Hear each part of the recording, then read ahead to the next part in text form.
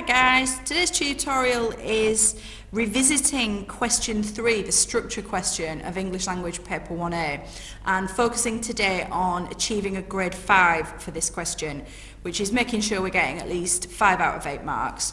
Now, I'm going to assume that you have seen this paper before through mocks or just through a teacher giving you this in class perhaps.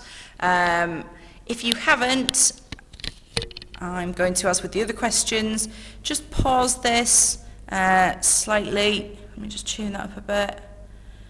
Okay, see if that's clearer. Not massively. I'll pause that here so you can have a read of this side. Okay, and then I'll just pause again here so you can read the rest of the extract. Okay, right, so moving on then and assuming, excuse me, sorry about that. Assuming now that you've managed to have a read of The Tiredness of Rosabelle and that you haven't just wanted to hurl yourself off a cliff because of the tediousness of Rosabelle and her goings-on. So we're going to be thinking about the structure question. This is one that my class always find tricky, and I think it's possibly a question that we overthink, because structure is a fairly new skill to lots of you. We focus a lot on language through years 7 to 9 and into 10, and then structure feels a bit of a tricky one. And really just to sort of unpick, what is structure? Well, structure just means how is something built, how is it being put together. So in its basic components, it's the beginning, middle, and end. Now, if you can talk about that for this question, you're perfectly capable of getting a grade 5. Now, I would hope that students have a bit more of a bank of excuse me, a bank of techniques that they can pick out, things like repetition or foreshadowing, things like dialogue would be classed as that, and setting.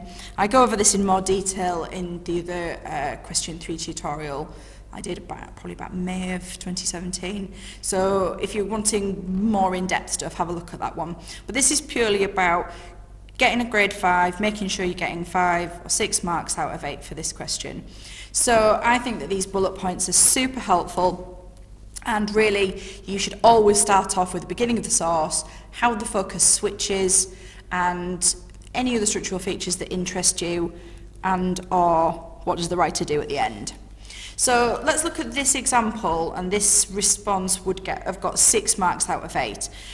This would obviously only be one section. This is not the full response. Sometimes in the comments I know people ask whether that's a full response, but this would just be an opening section. So again, really handy opening. By the way, do you love my silver pen? I treated myself. Anyway, sorry, I digress. So at the beginning, what is the writer doing at the very start? Now, we know that it's fiction, so we know that it's highly likely that there will be something around setting, or something around character, or something around mood, because this question is always going to have a focus on what's at the beginning of the source. So what do fiction writers do? Well, they introduce to setting, or to characters, or they introduce a particular mood. So we've got a good understanding of the sorts of things we would be mentioning.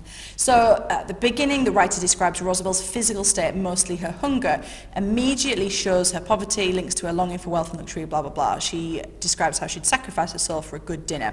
Now, here's an important sort of point to make. If you're trying to get a grade 5, there's no focus here on language. There's no zooming in on the verb sacrifice, her soul, its religious connotations. We aren't really doing anything with the quote like we would have done for question 2. We're using it to back up what we're saying about the writer's done here at the beginning. He's shown that he's hungry. How do we know that? Well, here's that quote. So the student would then go on. This foreshadows, so ding, ding, ding, structural technique, pointing forward. This foreshadows the anger she feels towards the wealthy customer later in the extract. And we've got a sense here of knowing the whole text. The writer then goes on to describe her surroundings, contrasting them with Rosabelle's own state, and once more emphasising the difference between her life and that of the red-haired girls. So what has the student managed to talk about? the character, the main character and her physical state at the beginning and what that suggests to us as readers. We've got another technique here that foreshadows, reference to later in the extract, and then a focus on setting. So I'd be really pleased marking this because I'd be confident this is a student who's going to secure 5, 6 marks out of 8 and will be comfortably getting a grade 5.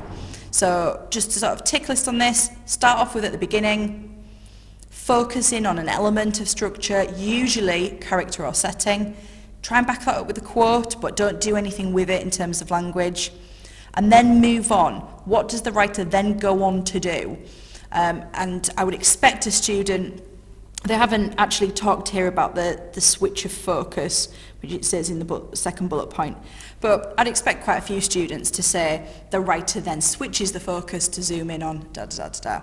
So good expressions for you if you're going to be working towards a grade 5. Well, we've said at the beginning is a good one. We've said the writer then goes on. Something about the writer changes the focus to. About to say in the writer zooms in on. So these kind of words and things, you know, like the writer develops, the writer introduces, all of these kinds of words are related to structure. And if you can make sure you're following this kind of system and don't overthink it, don't zoom in on your quotes and analyse them, then that's all you're going to need to do to get a grade 5. So 5 to 6 marks out of 8 for this. Okay guys, thank you very much for watching.